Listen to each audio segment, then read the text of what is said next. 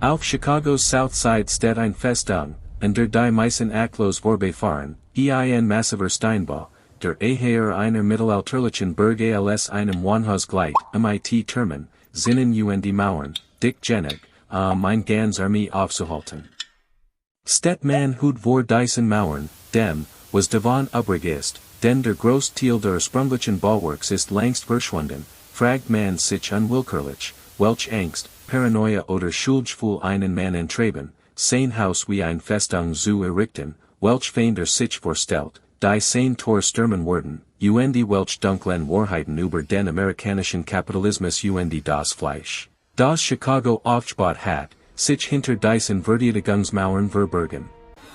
Denn dies ist die Geschichte von Philipp Danforth Armer und der Villa, die mit einem Vermögen Erbaut, das aus dem Leid von Tieren und der Arbeit von Menschen erwirtschaftet, die unter so brutalen Bedingungen schafften, dass es upton Sinclair zu seinem Roman der Dschungel inspiriert hatten.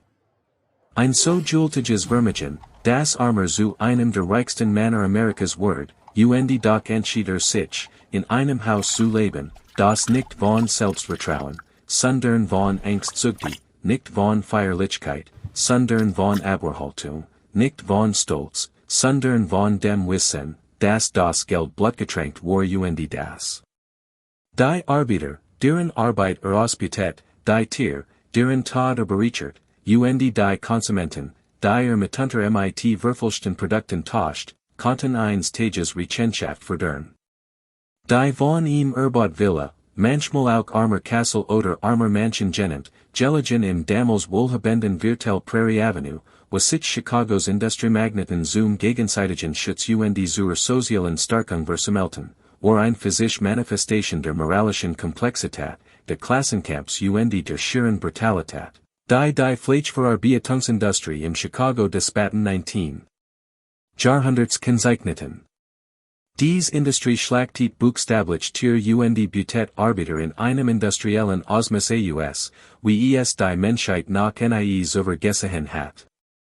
Sie verwandelt Fleisch und Arbeit in Waren, die mit mechanischer Effizienz verarbeitet werden, schafft beispiellosen Reichtum für einige wenige Männer und gleichzeitig beispielloses Leid für Arbeiter und Tier. Sie etabliert Muster der Industriekapitalismus, Vertikale Integration, Kostensenkung durch Ausbeutung, Marktmanipulation, politische Korruption, die amerikanische Wirtschaft über Generationen prägen sollten. Und wenn wir Philipp Armer und sein Festungsvilla verstehen wollen, müssen wir die Industrie verstehen, die in herbergebracht hat. Die Schlachthof von Chicago, wo jährlich Millionen von Tieren getötet und verarbeitet werden, wo Tausend von Arbeitern unter Bedingungen schafften, die im Winter kalt und im Sommer brütend heiß waren, wo die Luft dick von Blut, Rauch und dem Geruch des Todes war, wo Arbeiter Finger und Hand durch Masken und Verlieren, wo die Geschwindigkeit der Zerlegungslinien bedeutet, das ein Moment der Unachtsamkeit todlich sein konnte, wo chemisch Verbrenungen und Infektionen in der Tagesordnung waren, wo Arbeiter nach Stuxel besollt wurden, so das Verletzungen nicht nur schmerzen, sondern auch Einkommensverlust bedeuten, wo die Beschäftigung prekar war und Gewerkschaften mit Gewalt zerschlagen wurden, wo die Maskinen unaufforderlich liefen und von den Arbeitern erwartet wurden, dass es ungeachtet ihrer menschlichen Grenzen mithielten, und wo die Profit, die aus diesem System der mechanisierten Schlachtung und menschlichen Ausbeutung erzielt wurden, Männer wie Philipp Armer Reicher. Mochten, als sich die meisten Menschen vorstellen können, waren die Arbeiter, die tatsächlich todeten, zerlegten und verpackten, in armet Letten, in überfüllten Mietskasernen in der Nähe der Schlachthof, wo der Geruch des Todes unausweichlich war, wo sich Krankheiten schnell entdeiht. Besiedelten Gebieten mit unzureichenden sanitären Einrichtungen ausbreiteten, wo Kinder oft in der Seat ihrer Eltern arbeiten müssen, weil das Überleben der Familie Merari erfordert. Einkommen und der amerikanische Traum vom sozialen Aufstieg durch hart Arbeit entpuppt sich größtenteils als Mythos, denn selbst hartest Arbeit in den Schlachthallen konnte nicht das einbringen, was die Armers durch die Kontrolle des Systems selbst eingehofft hatten. Dies Ungleichheit, dies fundamentale Ungerechtigkeit im Herzen der Industriekapitalismus, war kein Zufall oder ein unglücklich Nebenwirkung, sondern der Mechanismus, durch den Reichtum eingeschafft wird. Palmers Millionen stammten direkt aus der Differenz zwischen der Produktion der Arbeiter und ihrem Lohn, aus der Ausbildung ihrer Arbeitskraft, aus der Behandlung als billig austauschbar Produktionsmittel anstatt als Menschen mit Word und Reichtum, und aus einem System, das den Arbeitern kein andere Wahl ließ, als die angebotenen Bedingungen und Lohn zu akzeptieren. Die Alternative der Hungertod war. Dies gefangen Arbeitskraft, die ständig durch Einwanderungswellen aus Europa aufgeschwellt wird, Menschen, die vor Armut und Unterdrückung in ihren Heimatländern flohen, nur in den Fleischverarbeitungsbetrieben Chicagos und für men von Armut und Unterdrückung war zu finden, war für den gesamten Betrieb unerlässlich. Den hatten die Arbeiter echt Alternativen gehabt, hatten sie gefahrlich Arbeitsbedingungen ebenen oder hoher Lohn fordern können. On die drohend Armut werden die Gewinnmargen, die Männer wie Armer reich gemacht haben, verschwinden. Daher erfordert das System, die Arbeiter in not zu halten, einen Überschuss an Arbeitskräften zu gewährleisten, die jeden Job zu jedem Lohn nehmen werden, Gewerkschaften und Arbeiterorganisationen zu unterdrücken, die den Arbeitern kollektiv Macht verleihen konnten, Polizei, und Privatsicherheitsdienst und manchmal auch Lynchjustice einzusetzen. Die Unterwerfung der Arbeiter zu sichern, und Ostfeilt Ideologien über den freien Market und die individuelle Verantwortung zu propagieren. Die Arbeiter für ihr eigen Armut verantwortlich machten und gleichzeitig Besitzer wie Armer als Selfmade-Millionär feierten, deren Reichtum ihr Überlegenheit beweis. In Wirklichkeit beweis der Reichtum jedoch nichts anderes, als das System darauf ausgelegt war, die Belagerung in der Spitze zu konzentrieren und das Leid auf den Rest der Bevölkerung zu verteilen, und das Diejenigen in der Spitze die politisch und wirtschaftlich Macht besaßen, dies Ordnung angesichts ihrer menschlichen Kosten aufrechtzuerhalten. Philip Danforth Armour Word 1832 in Stockbridge, New York, als Jungsts von 6 Kindern einer Bauernfamilie mit bescheidenen Verhältnissen geboren. Sein Kindheit ließ kaum erahnen, dass einer der reichsten und mächtigsten Industriellen Amerikas werden wird. Doch schon in jungen Jahren seit Eigenschaften, die ihm in der rücksichtslosen Welt des Kapitalismus des 19. Jahrhunderts von großem Nutzen sein sollten, unbändige Energie, die Bereitschaft zu langen Arbeitszeiten, die Fähigkeit, sich zielstrebig auf sein Ziel zu konzentrieren, Risikobereitschaft und, vielleicht am wichtigsten, die Fähigkeit, entschiedenen rein nach wirtschaftlichen Gesichtspunkten zu treffen, und sich von moralischen Bedenken leiten zu lassen. Dies letzte Eigenschaft, die Fähigkeit, Ethik und Gesellschaft zu trennen und wirtschaftliche Aktivitäten als einen Bereich mit eigenen Regeln zu betrachten, unabhängig von übergeordneten moralischen Prinzipien, war womöglich die wichtigste Voraussetzung für die Anhoffnung extremen Reichtums in dieser Zeit. Den zu sehr über das Leid nachgedacht, das sein Unternehmen versagt, über die verletzten Arbeiter in seinen Fabriken, die durch Lohnkürzungen verarmten Familien oder die unter grausamen Bedingungen getöteten Tiere, der Sorger, traf an der entschiedenen und auch für den Guten. Aus Prinzip, und im Wettbewerbsumfeld der Industriekapitalismus bedeutet solches Sorgen scheitern, bedeutet, von denen überholt zu werden, die kein solchen Skrupel kannten, bedeutet, mitten zu sein, wie andere den Reichtum anhoffen, der einem selbst hat gehören können, where man nur rücksichtsloser gewesen. So selectiert das System Rücksichtslosigkeit, belohnt diejenigen, die Empathie und moralisch Bedenken zugunsten reiner Gewinnmaximierung unterdrücken konnten, und bestraft diejenigen, die psychologische Anpassung nicht vornehmen konnten oder wollten. Armer gehört zu denen, die dazu fähig waren, die Fähigkeit besaßen oder entwickelten, Arbeiter und Tier als nix weiter als Produktionsfaktoren zu sehen, Leid als wirtschaftliche Relevanz zu betrachten, Entschiedungen zu treffen, von denen wusst, dass sie enormen Schaden anrichten, und sich darüber offenbar den Schlaf zu rauben oder zu hinterfragen. Ob die Anhoffnung immensen persönlichen Reichtums die angewandten Methoden rechtfertigt.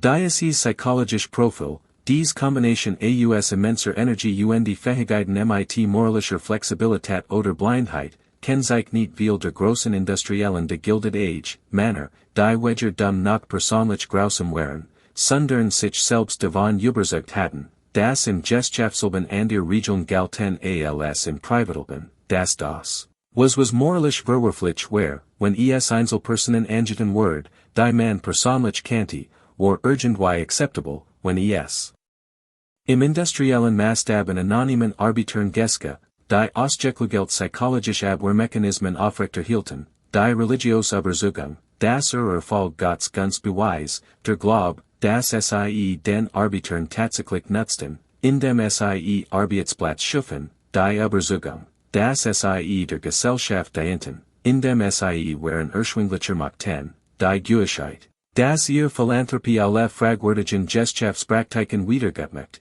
die es ihnen ermöglichten.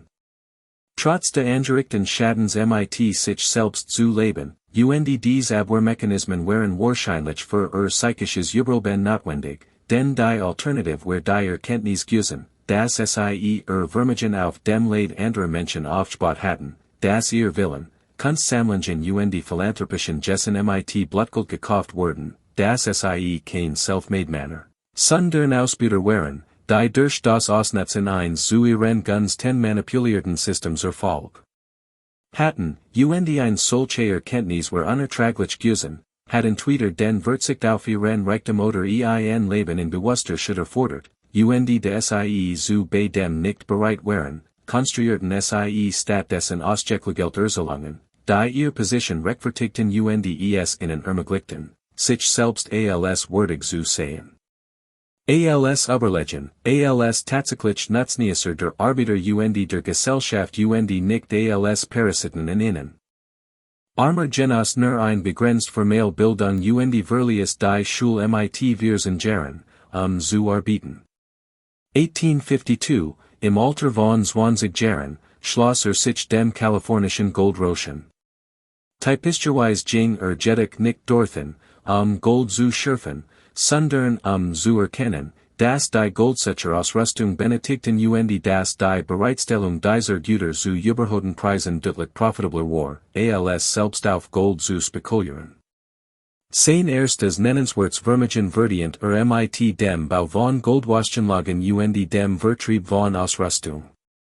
Dies frühen Erfahrungen lehrten in Lektionen, die sein ganzes Berufsleben lang anwenden sollt, das war Geld lag darin, Pass lebensnotwendig Güter zu kontrollieren, sich zwischen Menschen den von ihnen benötigten Dingen zu positionieren für den Zugang ein Art Treiber zu fördern, ein Monopolstellung oder nahezu monopolartige Kontrolle über etwas essentiell zu erlangen, so dass den Menschen kein an der Wahl blieb, als die Preis zu zahlen, langer harter als die Konkurrenz zu arbeiten, aber vor allem intelligenter, Chancen zu erkennen, die an der verpassen, bereit zu sein, Methoden anzuwenden, die an der Vielheit als abstoßend empfanden, wenn sie profitable waren. Als 1856 mit etwa $8.000 Kapital, einer beträchtlichen Summe zu dieser Zeit, aus Kalifornien zurückkehrt, verfügt soll über Geld als auch über betriebswirtschaftliches Wissen. Das Klarverständnis, das Vermögen nicht durch hart Arbeit, sondern durch Besitz Kontrolle erworben wird, indem man sein Geld für sich arbeiten lässt, anstatt für Geld zu arbeiten, indem man System aufbaut, die Profit aus der Arbeit anderer generieren, während man selbst den von ihnen geschaffenen Mehrwert einstreicht, dieses Verständnis, diese Erkenntnis, dass der Kapitalismus Eigentümer belohnt, nicht Arbeiter, unabhängig davon, den Wert tatsächlich geschaffen hat, war Vielheit. Sein wichtigste Einsicht. Sie ermöglicht es ihm, systematisch nach Reichtum zu streben, anstatt nur hart zu arbeiten auf Aufstieg zu hoffen. Armer zog nach Cincinnati später nach Milwaukee, wo zunächst am Getreide, Lebensmittelhandel in Partnerschaft mit John Plankinton arbeitet. Lernt die Mechanismen der Rohstoffhandels kennen begann, das Potenzial der wachsenden Fleischverarbeitungsindustrie zu verstehen, die durch verschiedene technologisch wirtschaftliche Entwicklungen grundlegend verändert wird, Eisenbahnen, die wir von den westlichen Weidflächen zu zentralen Verarbeitungsstätten bringen das Fleisch dann in die ostlichen Markt verschiffen konnten, Kulttechnik, die es ermöglicht, frisches Fleisch über Weitstrecken unverderben zu transportieren, wachsen städtische Bevölkerungen im Osten, die zuverlässig Quellen für erschwingliches Fleisch benötigten. Die Konsolidierung in der Branche, in der die effizientesten kapitalstarksten Unternehmen kleiner Konkurrenten verdrängten, wird armer bewusst. Erkannt, dass dies Branche vor einem explosiven Wachstum stand, das Jetter, der ein dominante Marktposition erlangen Skaleneffekt erzielen konnte, enorm Gewinn erzielen wird das der Schlüssel in der vertikalen Integration lag, die Kontrolle jedes einzelnen Schritts vom Einkauf lebender Tier bis zum Verkauf von verarbeitetem Fleisch. Die Eliminierung von Zwischenhändlern die Gewinnmaximierung in jeder Phase. Begann, das Geschäftsmodell aufzubauen, das ihm Vermögen einbringen sollte, erwarb wie hoch, auf denen Tier vor der Schlachtung gehalten wurden, baut modern Schlachthof mechanisierten Zerlegungslinien, die Tier beispieloser Geschwindigkeit Effizienz verarbeiten konnten, investiert in Kulttechnik Coolwagons, frisches Fleisch transportieren zu können. Anstatt es sausen oder konservieren zu müssen, etabliert Vertriebsnetz Beziehungen zu Einzelhändlern in Staaten im Osten der USA eliminiert oder übernahm langsam, systematisch rücksichtslos Konkurrenten, bis einen immer größeren Marktanteil kontrolliert. Der Schlüssel zu all dem, der Mechanismus, der in profitable Mott, war die Kostenminimierung in jedem Punkt, sollte so wenig wie möglich für das wir verarbeitet mit maximaler Effizienz den billigsten verfügbaren Mitteln. Arbeit, die vollständige Verwertung jedes Tiers, Verschwendung zu vermeiden, Transport zu möglichst geringen Kosten das ständig bestreben, die Ausgaben zu senken das Volumen zu erhöhen, der Goin aus der Marge multipliziert mit dem Skaleneffekt resultiert. Bei den von armer erzielten Menschen summierten sich selbst kleinst Margen pro Einheit zu enormen Gewinnen. 1867 verlegt armer seinen Betrieb nach Chicago, das sich aufgrund seiner zentralen Lage, der hervorragenden Eisenbahnverbindungen der 1865 eröffneten riesigen Union Stockyards rasch zum Zentrum der amerikanischen Fleischverarbeitung entwickelt. Die Zuver über die ganz Stadt verstritten Schlachthof wurden in einem einzigen 193 Hektar großen Komplex zusammengeführt, der zum industriellen Herstück des Chicagoer Fleischimperiums wurden sold. Die Schlachthof selbst waren Wunderwerk industrieller Organisation zugleich Mahnmal der Brutalität, Riesiger Komplex aus Stallen, in denen 100.000 von Tieren, Rinder, Schwein, Schaf, auf ihr Schlachtung wurdeten. Die Luft war erfüllt vom Lärm Gericht der Angst der Tier von Exkrementen. Arbeiter trieben die Tier durch Treibgang zu den Schlachthallen. Der Gesamtbetrieb war auf maximal mechanische Effizienz ausgelegt, die Tier so schnell wie möglich vom Stall zur Schlachtung Weiterverarbeitung zu transportieren. So wurden seit Kosten für die Haltung lebender Tier minimiert der Durchsatz maximiert. Die Schlachthofhirn befanden sich die Fleischverarbeitungsbetrieb, riesig Industriebad, in denen die eigentliche Schlachtung Verarbeitung stattfand. Dort wurden die Tier lebend hineingebracht die Tier wurden zu verpacktem Fleisch verarbeitet, die Demontagelinien, die später Henry Fords Automobilmontagen inspirieren sollten, funktionierten in umgekehrter Reihenfolge. Entlang der Linien waren Arbeiter positioniert, die Jules ein spezialisiert Aufgabe ausführten, Betaben, Kelschnitt, Hauten, Ausweiden, Zerlegen, Verpacken, waren die Tierkadaver in Haken die Vorderbandern verbesiegen. Die Geschwindigkeit dieser Linien war nedenlos. Von den Arbeitern wird erwartet, dass sie ihr Aufgaben in Tier mit minimalen Pausen erledigten, Stund Stund, Tag für Tag, unterkalten, nassen blutigen Bedingungen. Die Boden waren rutschig von Blut, fett Innerien, die Luft war erfüllt vom Gericht des Tods dem Dampf aus den Dunbetmischer. Die Maskinen liefen ununterbrochen mit minimalen Sicherheitsvorkehrungen, UNDEIN Moment der Unachtsamkeit oder Erschöpfung konnte zu schweren Verletzungen führen. Die cumulative körperliche Belastung durch die Arbeit, die sich wiederholenden Bewegungen, das Schwerheben, die Kult die Chemikalien, die psychischen Folgen des ständigen Todens, führt dazu, dass die Körper der Arbeiter schnell versagten. Männer in ihren 30ern hatten die körperlichen Voraussetzungen von Männern in den 50er Jahren, das Verletzungen häufig vorkommen oft zu dauerhafter Behinderung führten, dass die Arbeiter, die schreckliche Arbeit verrichteten, als entbehrlich behandelt wurden leicht durch den ständigen Strom neuer Einwanderer ersetzt werden konnten. Die in Chicago ankamen nach jeder Arbeit suchten, die sie finden konnten. Armour & Company, gegründet von Philipp Armour in Chicago Ausgebot zu einem der großen Fleischverarbeitungsbetriebe der Welt, operiert in einem kaum vorstellbaren Ausmaß, in den 1890er Jahren schlachtet das Unternehmen jährlich Millionen von Tieren, Betrieb Merari. Schlachthof in Chicago anderen Städten, beschäftigt Tausend von Arbeitern, liefert Fleisch im ganzen Land international, Wirtschaft Umsätze ins Weisteliger Millionenho produziert nicht nur frisches konserviertes Fleisch, sondern eine erstaunlich Vielfalt an Nebenprodukten. Denn ein der Innovationen von Armour war die Erkenntnis, dass die vollständige Verwertung jedes einzelnen Tierteils, so wertlos auch scheinen mochte, den Gewinn erheblich steigern konnte. Daher entwickelt das Unternehmen Verfahren, jedes Tiers in etwas Verkaufliches zu verwandeln. Hot worden zu Leder, Nochen zu Dunger oder werden für Verschiedenzweck Gemmeln, Blatt wird zu verschiedenen Produkten verarbeitet, Huf zu Klebstoff, Haar werden in verschiedenen Bereichen einsetzt, Innerien werden zu Wursthollen verarbeitet oder anderweitig verwendet, Drusen werden für pharmazeutisch Zweck entnommen so weiter.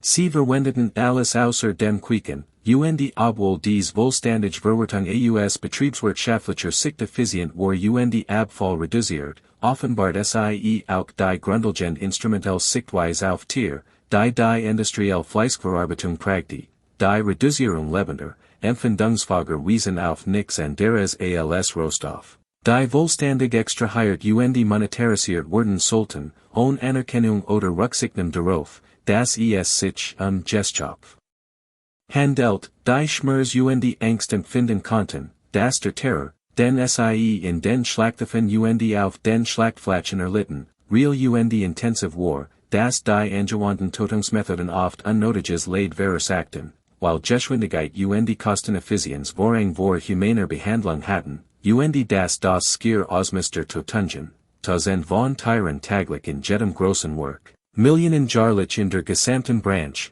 etwas historisch Beispielloses darstellt, ein.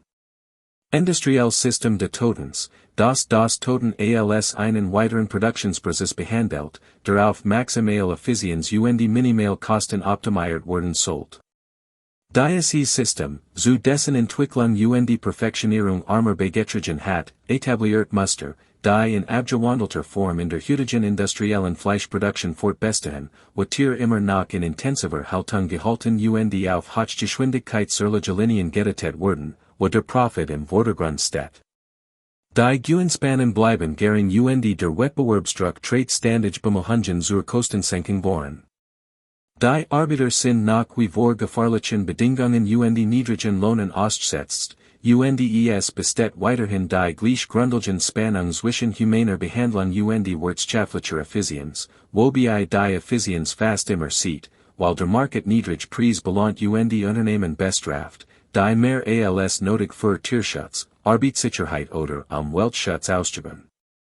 Die Arbeiter, die Philipp Armours Vermögen erst ermöglichten, die das eigentlich Toten, Zerligen verpacken der Tier übernehmen so lebens Fleisch in marktfähiges Fleisch verwandelten, waren überwiegend Einwanderer, vor allem aus Ost, Südeuropa, Polen, Litauer, Slowaken, Böhmen, Italiener, Menschen, die vor Armut Unterdrückung in ihren Heimatländern geflohen waren, die oft wenig oder gar kein Englisch sprachen, die wenig in der amerikanischen Industrie gefragt.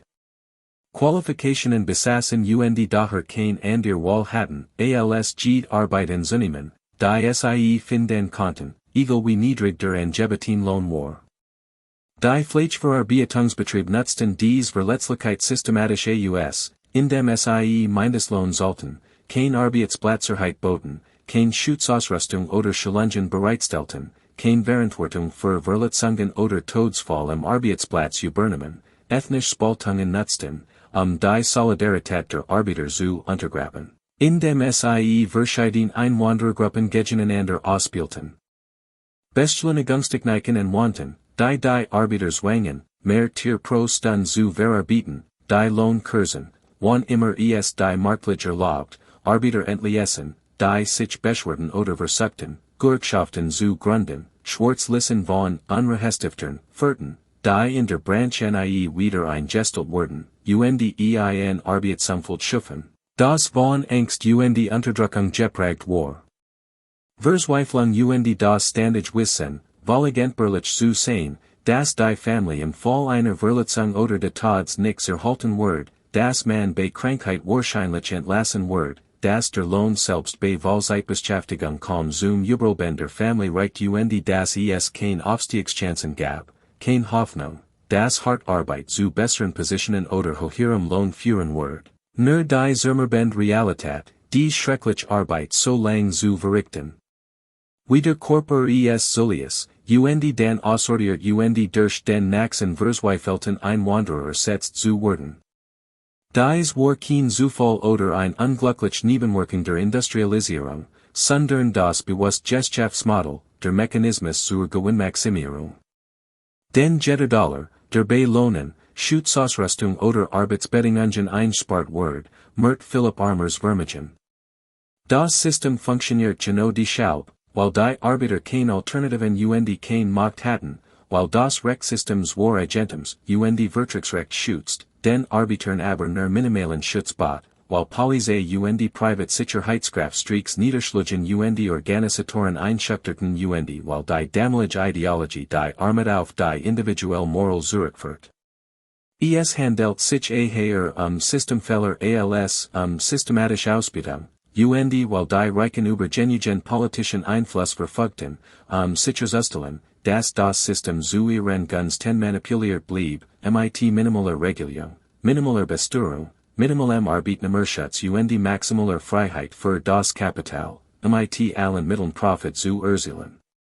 Die Lebensbedingungen der Arbeiter in den Schlachthöfen, in Vierteln wie Packingtown, back of the yards und Bridgeport, waren ebenso brutal wie ihr Arbeitsbedingungen. Familien drängten sich in kleinen Mietskasernen oder billig gebauten Holzhäusern zusammen, oft teilten sich die mit anderen Familien.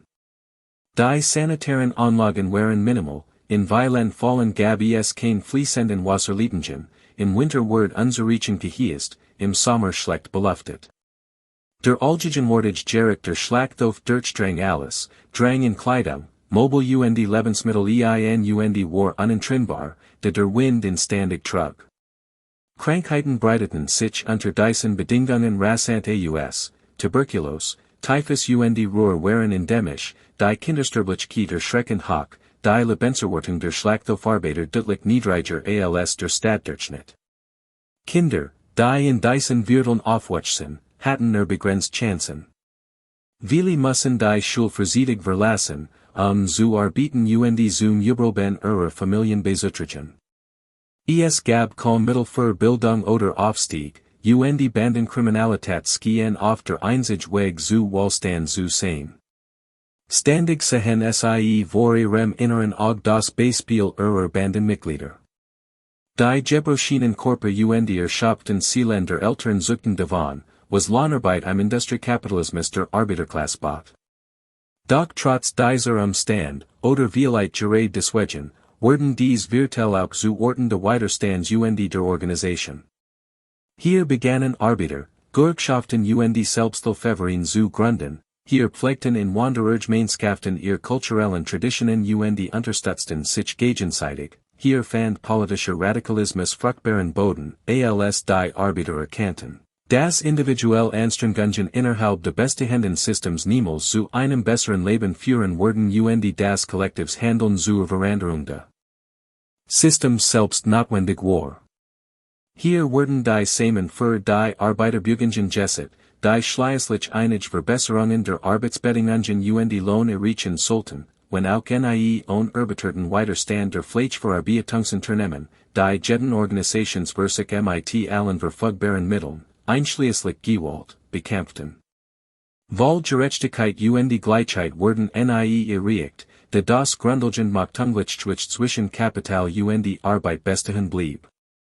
Doch zumindest wurden einige Einschränkungen für die extremsten Formen der Ausbildung geschaffen und der Grundsatz etabliert, dass Arbeiter Recht hatten, die rechtlichen Schutz verdienten, auch wenn dies Recht daher verletzt als befolgt wurden.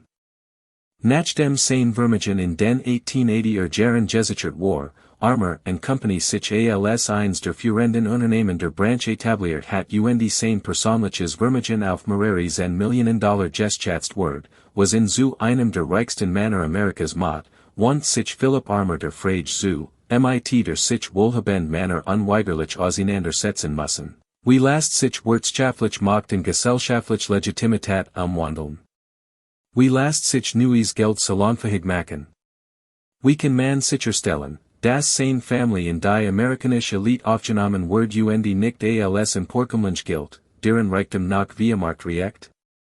Die Antwort, wie schon bei anderen Industriemagneten, war demonstrativer Prunk durch Architektur und Lebensstil, durch den Bau einer Villa, die Einkunft ankündigt, durch verschwenderisch Empfang, durch philanthropisch Gessen, durch Arrangierte für seine Kinder und durch all die Inszenierungen, die Reichtum erfordert, aus Blossom Geld tatsächlichen Status zu machen. So warb Armour mit der 1880er Jahr Grundstücken der Prairie Avenue, damals Chicagos vornehmster Wohnstrasse, wo auch andere Industriemagneten wie Marshall Field, George Pullman und andere wohnten.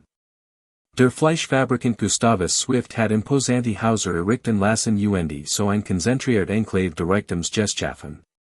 Dies diente gleichzeitig als Nachbarschaft, in der sich gleichgesinnt austauschen und gegenseitig unterstützen konnten, und als Schutzwall, in dem die Reichen Distanz zur Arbeiterklasse waren und dies überwachen konnten, die sie sonst bedrohen wird. Die Lage der Prairie Avenue im Süden Chicagos platziert SIEs war in der Nähe der Industriegebiet, in denen die Reichen Geld verdienten, aber innerhalb eines sorgfältig gepflegten Wohnviertels, das die Armen und die Industrie selbst ausschloss. Dies räumliche Ordnung ermöglicht es den Reichen, von der Nähe zu ihren Unternehmen zu profitieren und sich gleichzeitig vor Lärm, Gerig und Anblick der industriellen Produktion sowie vor dem Kontakt mit den Arbeitern, deren Arbeit ihren Reichtum Wirtschaft, abzuschatten. Dies Muster der räumlichen Trennung, die Reichen letten in der Nähe, aber getrennt von den Industriegebieten, Arbeiterviertel bildeten sich Fabriken und Schlachthof, waren die wohlhabenden Viertel Distanz und Exklusivität wurden, etabliert sich in dieser Zeit in den amerikanischen Industriestaaten. So entstand die geografische Ungleichheit, die meisten amerikanischen Balanceraum nach Hut prägt, Reichtum und Armut existieren zwar dicht beieinander, berühren sich aber kaum, Reich und Arm leben in unterschiedlichen Welten, obwohl sie dieselbe Stadt bewohnen. Physisch Distanz erleichtert es, psychologisch Distanz zu wahren, sich nicht mit den menschlichen Folgen wirtschaftlicher System auseinandersetzen zu müssen und in bequemer Verleugnung darüber zu leben, wo Reichtum kommt und was kostet. Die Villa, die Philipp Armour für seinen Wiesen in der Prairie Avenue errichten ließ, war in Verteidigungsarchitektur außergewöhnlich. Zeitgenössische Beschreibungen und Fotografien sehen gebaut, das weniger einem Wohnhaus als vielmehr einer Festung glich, massiv Steinmauern aus Grab behauenem Kalkstein verliehen dem Haus befestigt aussehen, relativ klein Fenster wirkten fast wie Schießgarten, aus denen die Vertieger hatten Skiasen können, Turm und Zinnen erinnerten an mittelalterliche Burgen, schwer Eisentor und Zahn prägten das Bild. Das Gesamtkonzept priorisiert Sicherheit und Einschüchterung gegenüber einladender Schönheit. Obwohl der Architekturstil allgemein als neoromantic klassifiziert wird, ein Stilrichtung, die in dieser Zeit für repräsentativ gebaut beliebt war und sich mit ihren Rundbogen, dem massiven Mauerwerk und den festungsartigen Eigenschaften in der mittelalterlichen europäischen Architektur orientiert, trieb die Konkretausführung. Von Armers Villa des Verteidigungsagenschaften auf die Spitze. Sie offenbart seinen Geisteszustand und seine Warnung seiner Besiehung zur Stadt. Denn warum sollte ein Mann sein Haus so bauen, als Wort eine Belagerung, wenn nicht tatsächlich einen Angriff fürchtet, wenn nicht weiß, dass in Sicherheit ist? Wird gehasst, es sei denn, begreift, dass sein einschhafter Reichtum ihn Feind eingebracht hat, dass die Arbeiter seiner Fabriken seinen Namen verfletchen, das Gewerkschaftsführer, Sozialisten und Anarchisten Männer wie in als legitim Ziel betrachten und dass der Sozialfrieden so fragil ist, dass die Vorbereitung auf Gewalt ratsam ist. Dies Abwehrhaltung war kein paranoid Wanverstellung, sondern eine realistische Einschätzung, denn die 1880 und 1890 Jahre in Chicago waren von heftigen Klassenkämpfen geprägt. Streiks und Protest waren in der Tagesordnung. Der Haymarketaufstand von 1886, bei dem ein Baum warend eines Arbeiterprotestspolizisten totet, führt zu History über anarchistisch Gewalt und zur umstrittenen Hinrichtung von Gewerkschaftsführern. Der Pullman-Streik von 1894 brachte Bundestruppen nach Chicago, den Streik zu brechen, und fordert zahlreich Todesopfer unter den Arbeitern. Ständig gab es kleiner Konflikt zwischen Arbeit und Kapital, die mitunter in Gewalt umschlugen. Die Rhetorik beider Seiten suggeriert einen unversöhnlichen Konflikt. Radical Arbeiter argumentierten, die Reichen sind Parasiten, die enteignet werden müssen, und manchmal war Gewalt die falsch. Der Widerstand gegen sie war gerechtfertigt, und die Reichen reagierten mit eigener Gewalt durch Polizei und Privatsicherheitsdienst sowie mit Propagandakampagnen, die Arbeiter als gefahrlich Ausländer darstellten, die amerikanische Zivilisation bedrohten. In diesem Kontext war der Bau der eigenen Hauses als Festung absolut sinnvoll und eine angemessene Reaktion auf eine real Bedrohung.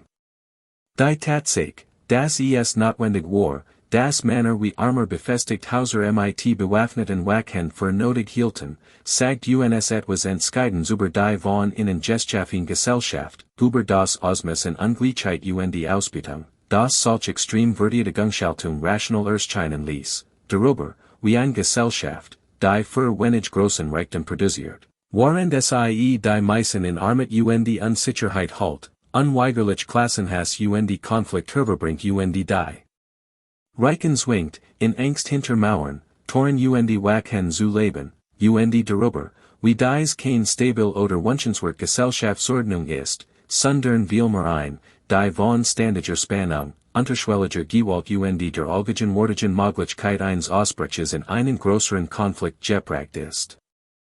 Das in ihr von Armers Villa stand ein Gegensatz zum abweisenden äußeren und war mit allen erwarteten Kennzeichen der Reichtums und Geschmacks der Gilded Age geschmückt, oder zumindest mit dem, was unter den Norichen als Geschmack galt, importierter Marmor aus Italien für Boden und Kameni, geschnitzt Holzwerte Fällen in den Hauptzimmern, Kristalluster aus Europa, seiden Tapeten und aufwendig Stuckarbeiten in den Decken, schwer Vorange und kostbar Teppich, antique Mobile, die europäisch. Aristokratisch Traditionen heraufbeschworen sollten, gemalt und Skulpturen, die mehr Reichtum zur Schau stellten als echten Kenner widerspiegelten, und all die einschhaften Objekt und Dekorationen, die verkündeten, dass der Bewohner Geld hat und es auch sehen wollt. Der Gesamteindruck war wohl das, was verhut als Nurich besiegnen worden, gekennzeichnet durch offensichtlichen Aufwand und Quantität, aber ohne die souveräne Zurückhaltung, die Altingesessens Geld über Generationen entwickelt hat, immer noch zu bemut, immer noch zu lautstark, immer noch durch Überfluss und gelegentlich Geschmackslucken variiert, dass es sich gekauft Legitimität und nicht erwerbt handelt. Kultur, das Philipp Armer mehr über Fleischverarbeitung als über Kunstgeschichte wusste, das sein Vermögen zu jung und zu offensichtlich durch Methoden erworben wordens war, die fein Gesellschaft lieber nicht genauer untersucht, und das kein Marmor oder Seed der Welt Geld, das noch Blatt und Rauch aus den Schlachthöfen Rock, wohlständig reinigen konnte. Die Spannung zwischen Armers immensem Reichtum und seiner unvollständigen gesellschaftlichen Akzeptanz, zwischen seiner Wirtschaftlichen macht und seiner kulturellen Legitimität, prägt die einen Großteil der Gilded Age, als industriell Vermögen in Bespieloser Geschwindigkeit eingehoft wurden und die Männer, die sie Wirtschaften, versuchten, sich in ein gesellschaftliche Elite zu drängen, die traditional alteren Kaufmannsfamilien oder dem Landadel vorbehalten war. Das Ergebnis war oft unbeholfen, gekennzeichnet durch protzigen Konsum, der mehr von Angst als von Selbstvertrauen suchte, durch Übertrieben und offensichtlich solche Stellungen, durchsichtigen und manchmal pathetischen sozialen Aufstieg und ein grundlegend Unsicherheit, die alles Geld der Welt nicht ganz beseitigen konnte, den Armer und Männer wie wussen, das an auf sie herabsahen, das Reichtum nu, ihr Methoden fragwürdig und ihr kulturelle Bildung begrenzt waren. Und kein Ansel europäischer Gemald oder Marmorboden konnte Diocese wissen oder den damit verbundenen Groll vollständig auslachen. Philipp Armer let mit seiner Frau Malvina Bell Ogden, die 1863 geheiratet hat, und seinen Kindern, darunter die Sohn Jonathan Ogden Armer und Philip Danforth Armer Jr. sowie die Tochter Lolita, in seinem Festungsartigen Herrenhaus. Der Haushalt der Familie beschäftigt in seiner Blutheit über 20 Bedienstete, darunter einen Butler, Lakaien, Zofen, Zimmermädchen, Koch, Küchenhilfen, Wascherinnen, Kutscher, Stallknecht und Gärtner. Sie alle waren notwendig, den Lebensstil aufrechtzuerhalten, den das Haus und die gesellschaftliche Stellung der Familie erforderten. Denn in dieser wohlhabenden Lage kochte man nicht selbst, putzt nicht selbst, fuhr nicht selbst die Küche und kümmert sich nicht selbst den Garten, all das Wort von anderen erledigt. Dies Bediensteten, deren Namen größtenteils in Vergessenheit geraten sind und die in den Aufzeichnungen hauptsächlich als Posten in Haushaltsbudgets oder gelegentlich als Namen in Volkselangsunterlagen und individuell Geschichten oder Persönlichkeiten auftauchen, waren für die Gesamtinszenierung des Lebens der Oberschicht unerlässlich. In Muse zu leben, verschwenderisch Gast zu empfangen und sich kultiviert zu präsentieren, or die Familie vollständig auf ein hier von Bediensteten eingewiesen, die gesamtheitliche Arbeit verrichteten, die für den Unterhalt des Hauses und die Versorgung der Familie notwendig war. Die Unsichtbarkeit dieser Arbeit war für dies Darstellung unerlässlich, denn die Anerkennung dieser Maschinerie hat die Illusion eines niederlich eleganten und mihellichen Familienlebens untergraben. Sie hat offenbart, dass jeder angenehm Moment die Hartarbeit anderer erfordert und es unmöglich gemacht, den Anschein zu wahren, die Überlegen Stellung der Familie spiegelt ihr angeboren Überlegenheit weiter und nicht ihr Fähigkeit, die Arbeit anderer zu kaufen. Daher wurden die Bediensteten darauf trainiert, unsichtbar zu sein, bei Bedarf zu erscheinen und nach Erledigung ihrer Aufgaben zu verschwinden, Bedürfnis voraussetzen, und danach gefragt zu werden, absolut Unterwürfigkeit zu wahren und niemals ihr eigen Persönlichkeit oder Bedürfnis in das Bewusstsein der Familie zu drängen.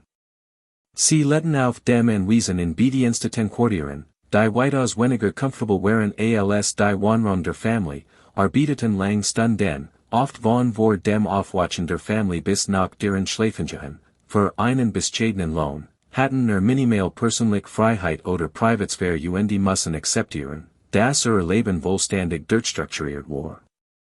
Die Arbeiter waren darauf eingewiesen, die Bedürfnis der Familie zu befriedigen und ständig emotionale Arbeit zu leisten, indem sie ungeachtet der Behandlung oder ihrer tatsächlichen Gefühle stets gehorsam und freudig gehorsam waren. Die Machtdynamik dieser Beziehung, in der die Arbeiter soll für ihr Beschäftigung als auch für ihr Unterkunft vollständig von der Familie abhängig waren und eine Entlassung nicht nur Einkommensverlust, sondern auch sofortige Obdachlosigkeit bedeuten konnte, war im Kern zwanghaft. Sie schuf Bedingungen, unter denen die Bediensteten kaum Möglichkeiten hatten, Forderungen abzulehnen, Grenzen zu setzen oder auf ihr Recht zu bestehen. Auch wenn Philipp Armer sich selbst als guten Arbeitgeber betrachtet, oblich Lohn sollt und für die Verhaltnis seiner Klasse und Zeit nicht ungewöhnlich grausam war, handelt es sich dennoch eine Beziehung tiefer Ungleichheit und Ausbeutung. Sie verlangt von den Arbeitern, ihr Gesamtleben dem Wohlbefinden seiner Familie unterzuordnen, und Basierut auf derselben Grundlegenden Logik, die auch sein Fleisch für Arbeitungsbetrieb bestimmt, maximalen Nutzen aus den Arbitern für minimal Kosten zu sichern, menschliche Arbeit als Ware zu behandeln, die so billig wie möglich eingekauft worden sollt, und Machtstrukturen aufrechtzuerhalten, die Gehorsam sicherstellten. Die Family armer empfingen ihrer Villa Gast im Stil ihrer Stands. Sie veranstaltet Dinner, empfangt und Bail, zu denen sich Chicagos Industrielite versammelt, aufwendig Mahlzeiten zu genießen, die von ihren Kachen zubereitet und von ihren Bediensteten serviert werden.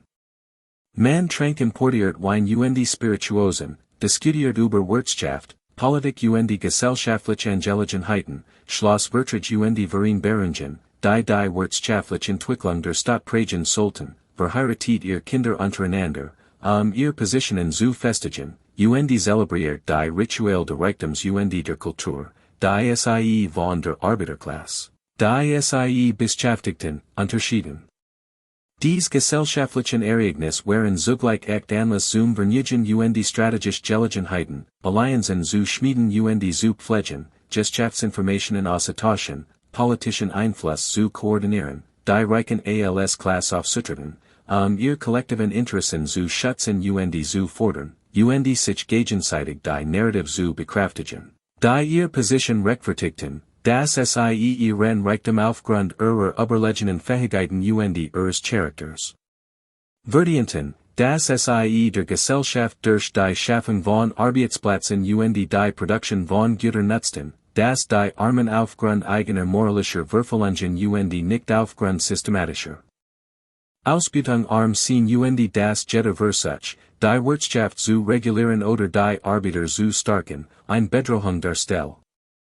Wohlstand und Freiheit, und das ihr Position in der Spitze der sozialen Hierarchie niederlich und eingemessen sei und gegen jede Herausforderung verteidigt worden muss, dies ständig gegenseitig Bestätigung, dies Echokammer, in der die Reichen einander versacerten, das sie alles, was sie hatten, verdienten und niemandem etwas schuldeten. War unerlasslich für den Erhalt soll ihrer politischen Macht als auch ihres psychischen Gleichgewichts, denn ohne sie waren sie möglicherweise gezwungen gewesen, sich mit unbequemen Wahrheiten darüber auseinanderzusetzen, wie ihre Vermögen tatsächlich erwirtschaftet wird, ob ihre Erfolg wirklich ihren Verdienst widerspiegelt, welch Verpflichtungen sie gegenüber denen haben konnten, deren Arbeit ihren Reichtum geschaffen hat, und ob ein System, das solch extrem Ungleichheit hervorbringt und gleichzeitig behauptet, demokratisch zu sein, moralisch legitim sein kann. Philip Armour's Verhaltnis zur Philanthropie war typisch für Industrielle der Gilded Age, war gleichermaßen aufrichtig wie eigennützig, motiviert durch religiöse Überzeugung und den Wunsch nach Ansehen. Spiegelt echtes Interesse an sozialen Problemen und gleichzeitig den durchsichtigen Versuch der Imagepflege wider. So entstanden Institutionen, dies war Gutes bewirkten, aber nie die systemischen Probleme engingen, die dies Wohltätigkeit überhaupt erst notwendig machten. Armer spendiert betrachtlich Summen für Verschiedensweg, darunter die Gründung der Armer Mission in den Armenvierteln Chicagos und der Armer Institute of Technology, aus dem später das Illinois Institute of Technology hervorging. Dies Institutionen boten konkret Dienstleistungen und Chancen, Bildung und Ausbildung, die einigen Menschen helfen, ihr Leben zu verbessern, und spiegelten Armers aufrichtige Überzeugung wider, dass verpflichtet sei, sein Vermögen zum Wohl der Allgemeinheit einzusetzen. Gleichzeitig dienten sie aber auch dem Reputationsmanagement, sie sollten ihm ermöglichen, für etwas anderes bekannt zu sein als für die brutalen Bedingungen in seinen Fleischverarbeitungsbetrieben. Sie dienten ihm als Beweismittel, wenn Kritiker in der Ausbildung beschuldigten, und als Ersatz für tatsächlich Lohnverbesserungen, Basier Arbeitsbedingungen oder die Möglichkeit zur Gewerkschaftsbildung. Denn die Logik des philanthropischen Kapitalismus war schon immer, das Reich sollten die Freiheit haben, Vermögen auf die Effizientest Weiss anzuhoffen und den freiwillig einen Teil davon für das Gemeinwohl einzusetzen. Dies steht im Gegensatz zu einem alternativen Modell, in dem Arbeiter von vornherein fair Lohn erhalten, stören den Reichtum demokratisch umverteilen die Gemeinschaften ihre Entwicklung selbst bestimmen. Armers Philanthropy, wie die von Carnegie, Rockefeller die anderen großen der Gilded Age, basiert auf der Idee, das konzentrierte Reichtum in den Händen überlegener Männer weiser eingesetzt wird, als wenn unter Arbitern verdelt oder durch Steuern eingenommen wird. Armer Glot, besser als Jeter an dir zu wissen, wie Geld für das Gemeinwohl verwendet werden sollt, das seiner Thiel darüber, welche Institutionen gegründet welche Anliegen unterstützt werden sollten, vorrang vor demokratischen Entscheidungen haben sollt. Dieses Modell de philanthropischen Kapitalismus, das Hut in Form von Milliardärstiftungen die Spenden fortbestet, ist im Kern antidemokratisch, da es Einzelpersonen erlaubt, Entscheidungen über Sozialprioritäten auf der Grundlage ihrer persönlichen Präferenzen statt durch kollektiv demokratisch Prozess zu treffen. Es schafft Situationen, in denen der Reichtum eines Milliardärs Einzelnen können mehr Ressourcen für einen bestimmten Zweck bereitstellen, als ganz Gemeinschaften aufbringen können. So konnte Armer ein Institut gründen, weil persönlich die technisch Ausbildung für wichtig hielt, waren die Arbeiter in seinen Fabriken kein grundlegende Gesundheitsversorgung erhielten unter erbarmlichen Bedingungen leben. Die Erziehung konzentriert sich auf die Großzügigkeit der Spende anstatt auf die Ausbeutung, die Spende ermöglicht, auf Armer als Wohltäter anstatt auf die Arbeiter, deren unterbezahlte Arbeit den Überschuss erwirtschaftet, den erwirtschaftet. Diese Asymmetrie, dieser Fokus auf den Geber anstatt auf diejenigen, die den Reichtum tatsächlich geschaffen haben, ist selbst ideologisch prägt unser Denken über Reichtum, Armut, fliegt die Gerechtigkeit auf ein Weise, die systematisch die Interessen der Reichen begünstigt. Das Goldene Zeitalter von Philipp Armers Villa der Prairie Avenue im Allgemeinen war Kurs dort wenig Jahrzehnte, beaver sich der Charakter de Viertel so verändert, dass es für die Reichen immer unattraktiver wird. Chicagos rasantes industrielles Wachstum die Ausdehnung der Bahnanlagen die Schlachthof selbst drängen allmählich in das Himmels exklusiv Wohngebiet die brachten Rauch, Larm den ständigen Charakter Industrie mit sich.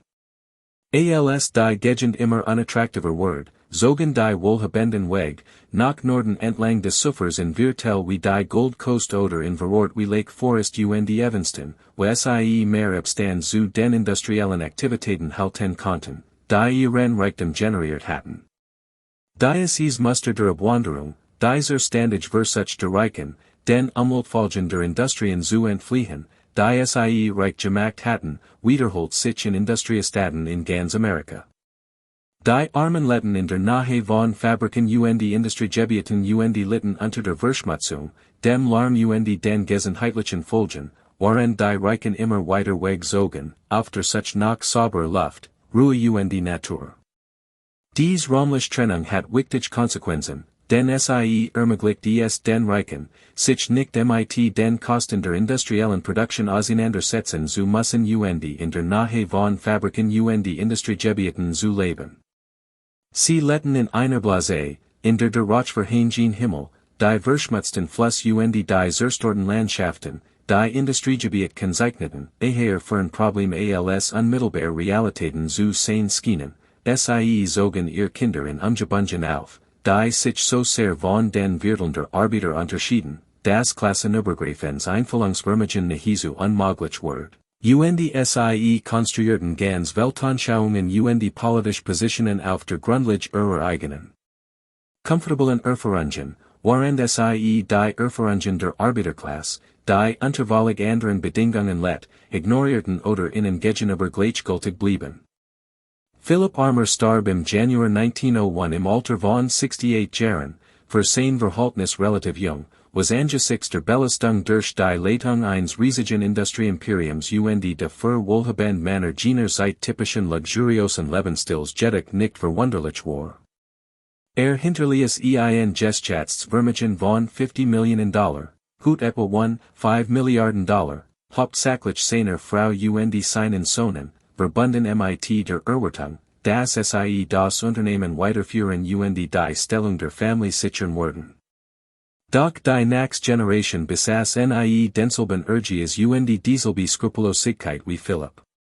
Zwar operiert Armour and Company nach seinem Tod nach Jahrzehnten weiter und wuches sogar, bis sie schließlich zu den Big Four der Fleischverarbeitungsindustrie gehört, die dies bis zu den Kartellverfahren der 1920er Jahre dominierten und eine Umstrukturierung erzwangen, doch die Direktbeteiligung der Familie nahm allmählich ab. Das Unternehmen professionalisiert sich zunehmend und verloren persönlicher Not.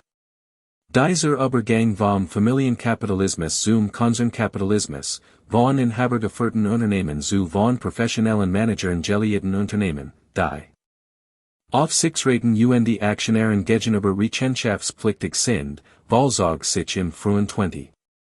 Jahrhundert in der gesamten amerikanischen Industrie und hat komplex Folgen.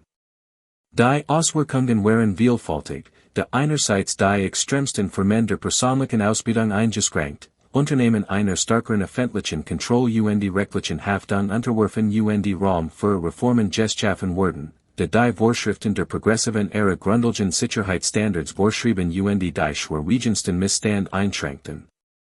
Andererseits wurde die Verantwortung so weit zerstört, dass niemand mehr für Unternehmensentscheidungen zur Rechenschaft gezogen werden konnte. Es wurde den Entscheidungsträgern erleichtert, sich von den menschlichen Folgen zu distanzieren, da sie lediglich Fremdeigentum verwalteten, anstatt persönlich Macht ausüben. Zudem wurde das System in der Ausbildung möglicherweise effizienter, da Unternehmensstrukturen den Guen auf ein Weise optimieren konnten, wie es einzelnen Eigentumern aufgrund persönlicher Beziehungen und lokaler Kenntnis nicht möglich war.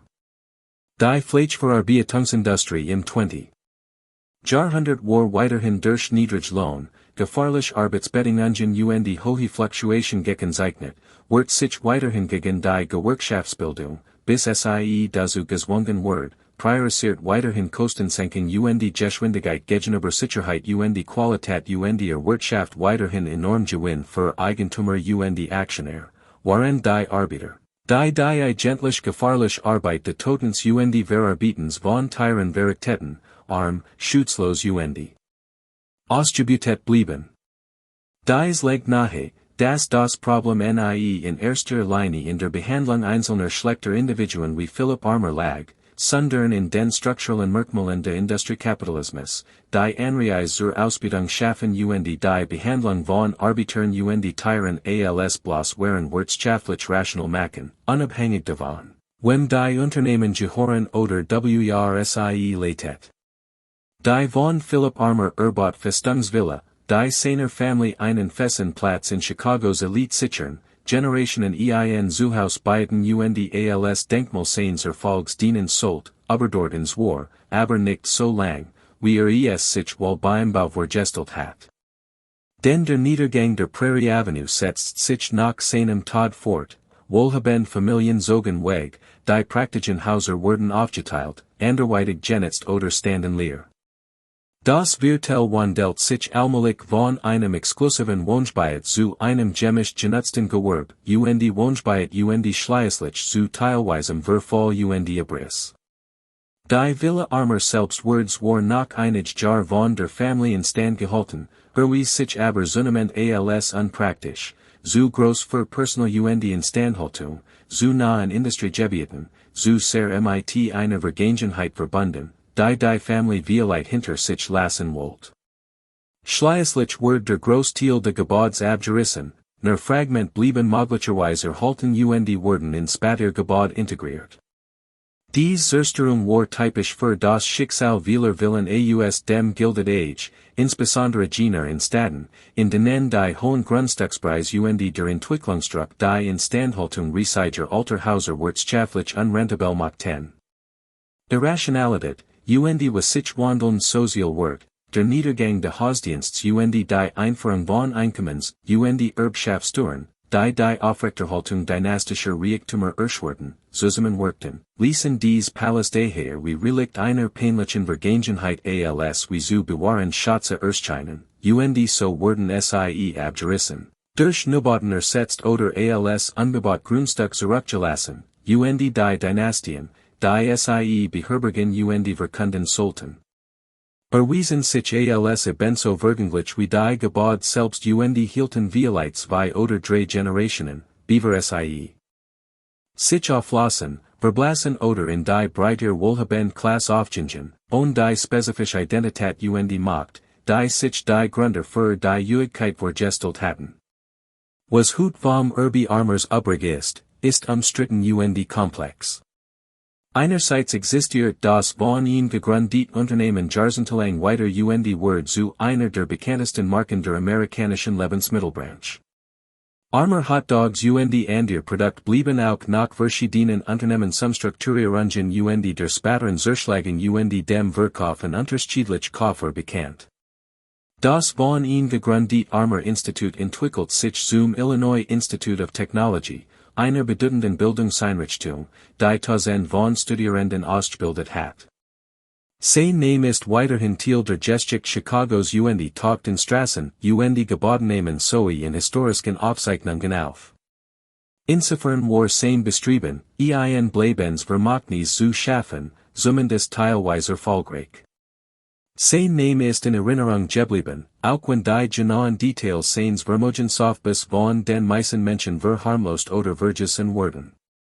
Andererseits sind es nicht die Industriellen, die ein Vermogen machten, die in der Fleischindustrie seiner Zeit vorherrschen und bleibend historisch Bedeutung verliehen, sondern die Entwicklung der Zustand in Upton Sinclairs Roman der Tschungel von 1906, die Bilder von Arbitern unter brutalen Bedingungen und von verfälschten Fleischprodukten, die Öffentlichkeit schockierten. Dies führt zum Pure Food and Drug Act und zum Meat Inspection Act. Obwohl dies Reformen begrenzt waren und die Industrie sie heftig bekämpft und wedge fand, viel der beabsichtigten Schutzmaßnahmen zu umgehen, dominiert nicht die Erzielung über das Genie von Männern wie Armer, die Fleischproduktion industrialisierten, sondern über die Schrecken, die sie in ihrem Streben nach Profit enrichten, über das Leid von Arbitern und Tieren und die Tostung der Verbrecher, über die Notwendigkeit staatlicher Regulierung zur Eindämmung der Unternehmensverhaltens und über die Dunkelheit der Industriekapitalismus, auf dem der Reichtum der Gilded Age beruht. Dies Gegenerzielung, die es beharren darauf, die Arbeiter und die Kosten in den Mittelpunkt zu stellen, anstatt die Industriellen und ihr Willen zu führen, stellt eine Art historische Gerechtigkeit dar, auch wenn sie zu spät kam, denjenigen zu helfen, die unter Armer System litten, und auch wenn sie ähnliche Ausbeutung in den heutigen Lebensmittelsystemen nicht verhindert hat. Die Arbeiter, die Philipp Armer reich machten, deren Namen wir größtenteils nicht kennen, die in historischen Aufzeichnungen nur als Statistiken oder gelegentlich Zeitungserwähnungen, selten aber als Individuen mit eigenen Geschichten auftauchen, waren die eigentlich Geschichte der Fleischindustrie. Jede ehrliche Darstellung erfordert, ihr Erfahrungen in den Mittelpunkt zu stellen, anstatt sie als Hintergrund für Armers Biografie zu behandeln. Denn sie waren es, die in den Schlachthallen standen, Kehlen durchschnitten, Türkedaver zerlegten, Fleisch verpackten, das Blut reinigten und kalt, Hitze, Erschöpfung, Verletzungen, Krankheiten und Armut ertragen. Sie waren es, deren Arbeit den Reichtum schuf, der die Festungsvilla Erbaut, deren Körper gebrochen wurden, damit Armer im Luxus leben konnte, die arbeiteten, bis sie nicht mehr konnten, und den aussortiert und durch die nächstwelle Verzweifelter Einwanderer ersetzt wurden. Ihr Erfahrung ständiger Unsicherheit, Ausbildung und Leiden war die direkt Folge von Armers Erfahrung von Sicherheit, Macht und Comfort. Denn das System war darauf ausgelegt, den wird ihre Arbeit in sein Tasch zu transferieren, innen nur einen Bruchteil dessen zurückzugeben, was sie produzierten, waren den Rest einstrich. Dies war kein unglücklicher Nebeneffekt, sondern der grundlegende Mechanismus, die Funktionsweise der Industriekapitalismus, und dies wirklich zu verstehen bedeutet zu erkennen, dass Philipp Armers Wille nicht durch sein eigen Arbeit, sein Genie oder besondere Verdienst erbaut wird, sondern durch die gestelline Arbeit tausender Arbeiter, die nie den Wollen wird ihre Produktion erhielten. Sie wurden systematisch ausgebutet durch eine Kombination aus wirtschaftlicher Notwendigkeit, die ihnen kein anderer Wahl ließ, als die angebotenen Bedingungen zu akzeptieren, und politischer Macht, die sie daran hindert, sich zu organisieren und die Bedingungen zu fördern. Der festungsartige Charakter der Villa offenbart, das Armer dies auf einer gewissen Ebene verstand, das sein Reichtum anderen Interessen wird, das dies anderen guten Grund hatten, ihn Graul zu hagen, und das Mauern und Wachen braucht, sich vor möglichem Widerstand oder Reich zu schützen. Dies Bedürfnis nach defensiver Architektur war selbst ein Schuldiengeständnis, ein Eingeständnis, das der Reichtum unrechtmäßiger Werben war, selbst wenn dies Wort nie ausgesprochen hat, das System ungerecht war, selbst wenn davon profitiert und es Würdigkeit. Durch großzügig Spenden, kulturelle Forderung oder die Einhaltung religiöser Gebot ließ sich Geld, dessen Ursprung in Blut und Leid liegt, wohlständig reinigen. Die Frage, wie man Geschichten wie die von Philipp Armer einordnen soll, wie man sich in die Industriellen der Gilded Age und ihr Willen erinnern und sie verstehen soll, ist letztlich ein Frage nach unserem Verständnis von amerikanischem Kapitalismus, Vermogen Sunglight und dem Verhältnis zwischen Vergangenheit und Gegenwart. Denn wir können dies Geschichten so erzählen, dass die Industriellen im Mittelpunkt stehen und als Komplex Persönlichkeiten dargestellt werden, die Guts wie Schlecks bewirkten, wichtige Institutionen aufbauten und Arbeitsplatz schaffen, selbst während sie Arbeiter ausbeuten, die Produkt ihrer Zeit waren und nicht nach heutigen Maßstäben beurteilt werden sollten, deren Vermächtnis ambivalent ist. Oder wir können dies Geschichten so erzählen, dass die Arbeiter im Mittelpunkt stehen und darauf bestehen, dass die Ausbeutung das wesentlich war, dass der Nutzen des Systems bei weitem nicht durch das Versagt Leid aufgewogen wird, dass die Industriellen ungeachtet ihrer philanthropischen Gessen in erster Linie Ausbeuter waren und das Vermögen. Ihr Willen und ihr Vermächtnis auf Diebstahl beruhten und vor allem als Beweis für Ungerechtigkeit in Erinnerung bleiben sollten.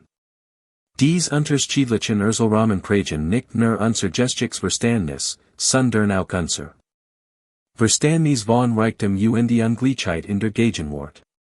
Denn wenn wir den ersten Rahmen wollen, dann die heutigen Milliardären den Industriellen der Gilded Age, Komplex Persönlichkeiten, die Guts wie Schlecks bewirken, deren Reichtum ein Mischung aus Leistung und Systembedingten Vorteilen widerspiegelt und deren Philanthropie Anerkennung verdient, selbst wenn ihr Gesellschaftspraktiken Kritik verdienen.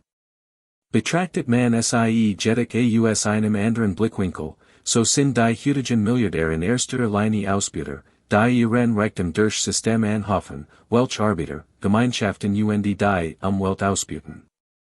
Ihr Philanthropie dient dann lediglich der Imagepflege und geht nicht auf die grundlegende Ungerechtigkeit ihrer Anhoffung ein. Ihr Reichtum repräsentiert nicht Leistung, sondern Macht und sollte daher auf demokratischem Weg umverteilt werden. Die Tragweite dieser Interpretationen ist enorm, da sie öffentlich Debatten über Steuern, Regulierungen, Arbeitsrecht und all die Mechanismen beeinflussen, durch die wir gemeinsam entschieden, wie Marktwirtschaften strukturiert und eingeschränkt werden sollen. Die Geschichte von Philipp Armer und seiner Festungsvilla ist daher nie nur von historischem Interesse, sondern immer auch von aktueller Politik, von der Frage, ob wir extrem Ungleichheit als niederlich akzeptieren oder sie als ungerecht anprangern, von der Frage, wessen Interessen unser Wirtschaftssystem dienen sollen, und von der Frage, welche Art von Gesellschaft wir anstreben. Machten erschaffen. Die von Philipp Armer Erbaut Festung mit ihren dicken Mauern und ihrer defensiven Bois steht sinnbildlich für das Verhältnis von Reichtum und Demokratie im Industriekapitalismus. Wenn die Reichen das Gefühl haben, Festungen zum Schutz vor den von ihnen ausgebeuten Arbeitern und Gemeinschaften zu benötigen, wenn sie sich in exklusiven Enklaven zusammenschließen, Privatsicherheitsdienst engagieren und politischen Einfluss nutzen, sicherzustellen, das Polizei und Militär ihre Agentum vor Forderungen nach Umverteilung schützen. Wenn sie trotz allen materiellen Wohlstands in ständiger Angst leben, dann offenbart dies, dass sie auf einer gewissen Ebene verstehen. Das System ungerecht ist, ihr Position illegitim, Reichtum gestelen dessen halt Gewalt stat Zustimmung, Zwang stat Einigung, Mauern, Wachen Gewalt stat gesellschaftlicher Akzeptanz erfordert. Ein Gesellschaft, die von solch extremen Verdietigsmaßmussen gepragt ist weder gesund noch stabil oder wünschenswert, sondern befindet sich in einem ständigen, unterschwelligen Konflikt. Reich arm Leben in verschiedenen Welten sehen einander als Bedrohung statt als Mitbürger, Demokratie wird zur bloßen Formalität, while die Reichen so viel mehr Macht haben, Politik zu gestalten Ergebnis zu kontrollieren, dass die Volkssouveränität keine Rolle mehr spielt. Das bedeutet in der Praxis wenig, die Gefahr eines Zusammenbruchs oder einer Eskalation zu größeren Konflikten ist stets gegeben, da auf Ausbildung Zwang basieren System von Natur aus instabil sind nicht dauerhaft aufrechterhalten werden können. Die Tatsache, dass wir heute ähnlich Muster beobachten, die Reichen leben in abgestandenen Wohnanlagen, engagieren Privatsicherheitsdienst, kaufen politischen Einfluss versuchen, sich vor den Folgen der Ungleichheit, von der Sie profitieren, zu schützen, dettet darauf hin, dass wir die Lehren der Gilded Age nicht gesehen haben. Dass wir dieselben Muster wiederholen auf dieselben Konflikt zusturen. Wir stehen vor der Wahl, ob wir unser System reformieren, mehr Gleichheit echt Demokratie zu schaffen, oder ob wir zulassen, dass die Ungleichheit weiter wächst, bis der Gesellschaftsvertrag vollständig zerbrecht wir mit der Art von weitverbreitetem Konflikt konfrontiert werden, denn die Festungsbauer befürchten den ihr Verdietigsarchitektur vorhergesehen hat.